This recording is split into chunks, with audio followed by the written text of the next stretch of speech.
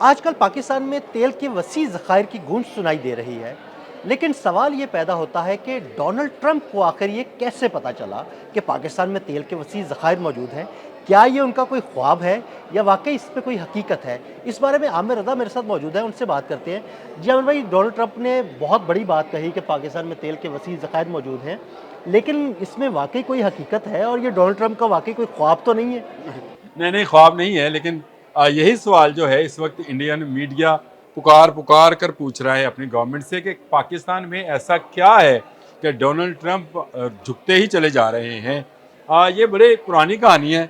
अगर आप सुनना चाहें तो मैं आपको सुना भी जी, जी, देता हूँ। बिल्कुल। पाकिस्तान में जो ऑयल है ये एटमी ऑयल है। अच्छा। आप हंसेंगे इस बात पर कि ये कोई नई थ्योरी है। वाकई नहीं नहीं, मतलब ये एटमी ऑयल क्या होता है? ये एटमी ऑयल है। देखिए, पाकिस्तान ने 99 में जब 98 में जब चागी में धमाके किए थे, तो उस वक्त पाकिस्तान के ऊपर पूरी दुनिया के सैटेलाइट्स फोकस थे और वो मुख्तलिफ जो सेज़मिक सेंटर्स हैं और सेज़मिक एरियाज़ हैं और उनके जो हेड ऑफिसेज हैं वहाँ पर डाटा कलेक्ट किया जा रहा था।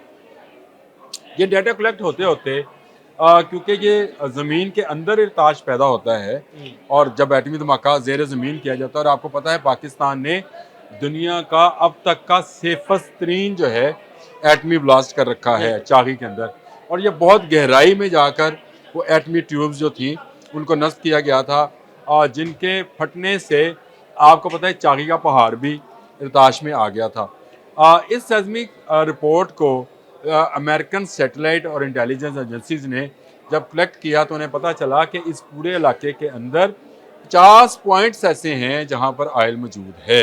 ये इंकशाफ मेरा नहीं है, ये इंकशाफ उनका था। लेकिन आपको भी पता है, दुनिया भर के लोगों को पता है कि अमेरिकन इंटेलिजेंस एजेंसी जो है उसकी रिपोर्ट्स को 20 से 25 साल के बाद पब्लिक किया जी, जी, जाता है। बिल्कुल। ये रिपोर्ट उस वक्त बनी, इसको छुपा लिया गया या इसको गुम कर दिया गया या इसके साथ जो भी किया गया ये एक अलग कहानी है। एक साबिक ब्यूरोक्रेट ने इस बात की तस्दीक भी की है कि उस ज़माने में अमेरिकन तहकीकाती इदारे के एक सरबरा ने ये बात उनको भी बताई थी कि जिस इलाके में ये एटमी एक्सप्लोजर किया गया है उसके गिरदोनुमा में ना सिर्फ बहुत सारी मादनियात मौजूद हैं बल्कि ऑयल भी मौजूद है। ये तेल जो है रॉ है, ये समुंदर के अंदर भी है और पहाड़ों के अंदर भी मौजूद है, गैस भी मौजूद है। तो ये ज़ाहिर का पता अमेरिकन को था। हमारे पास क्योंकि उस वक्त ऐसा कोई सैटेलाइट नहीं था और जो हमारे करीबी दोस्त मुल्क हैं उन्होंने भी कभी इस बात पर गौर नहीं किया था।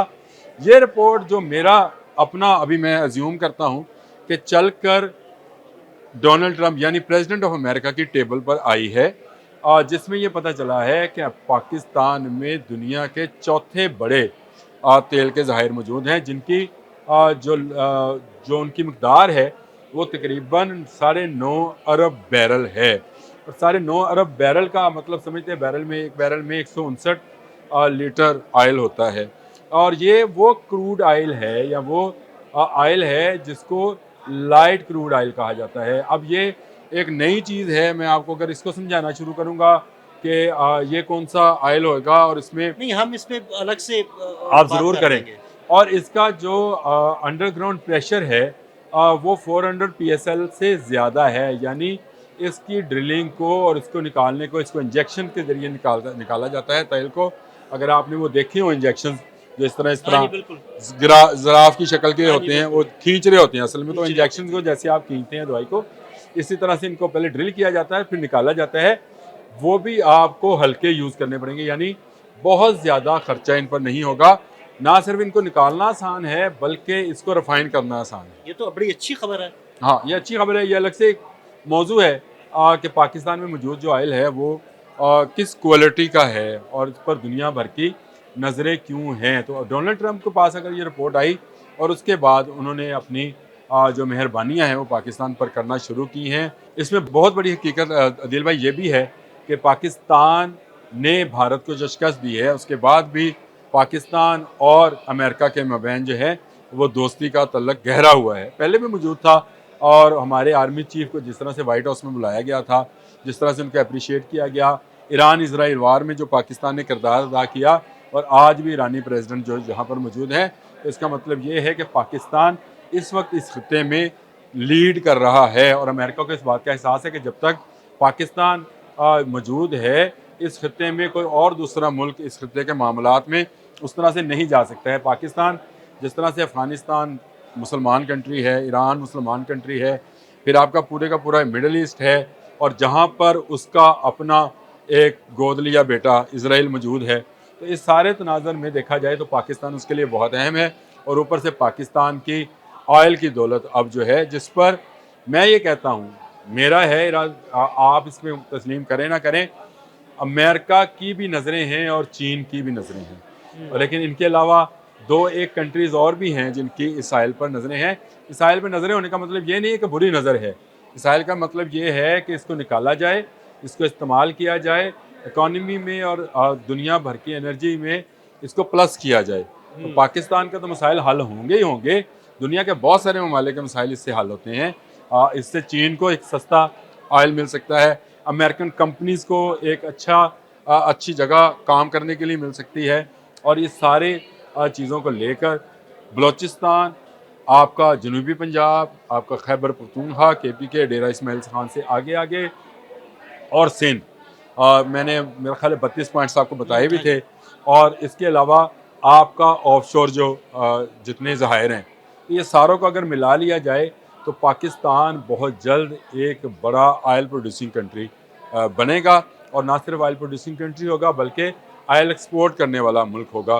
तो ये एक बड़ी खुशाइंद बात है कि 25 साल के बाद ही सही ये बात तो निकल कर सामने आई कि जो धमाके हमने चागी पहाड़ के अंदर किए थे उसकी गूंज कहाँ कहाँ तक सुनाई दी। यानी आमिर भाई, हमें उसके दो फ़ायदे हुए। एक तो एक हम एटमी कुव्वत बन गए, दूसरा ये है कि हमारे मुल्क के अंदर ज़ेर ज़मीन जो तेल के वसी ज़खायर थे वो भी छुपे हुए ज़खायर बाहर आ गए। देखिए, ये भी दुख की बात है कि इतना अरसा हम लोग खुद भी अपने अंदर मौजूद कुव्वत को पहचान नहीं सके हैं। तो मैं ये जो बात कहता हूँ कि बाज़ लम्हे, बाज़ अदवार, बाज़ हुकूमतें, बाज़ सिपहसालार कौमों की ज़िंदगी में लकी होते हैं, यानी लकी होने से मुराद ये है कि वो बहुत वाइटल रोल प्ले करते हैं। तो मेरा ख्याल है हम जिस दौर में इस वक्त ज़िंदा हैं वो बहुत कीमती है, और इसमें पूरी दुनिया की नज़रें, पूरी दुनिया के सैटेलाइट, पूरी दुनिया की मादनियात का मंबा, और किसी जगह पे अगर आप कहें तो किसी दिन इस पर भी बात कर लेंगे कि इस वक्त दुनिया के बहुत सारे ममालिक में